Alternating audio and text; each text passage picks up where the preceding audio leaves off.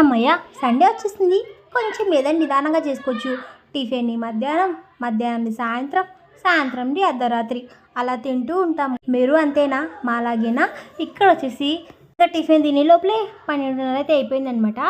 ఇంక ఇప్పుడే మా మామ మటన్ అయితే తెచ్చేసాడు, దాంతోపాటు చికెన్ కూడా. అది చేసే లోపల మధ్యాహ్నం 3 అయిపోయిందండి.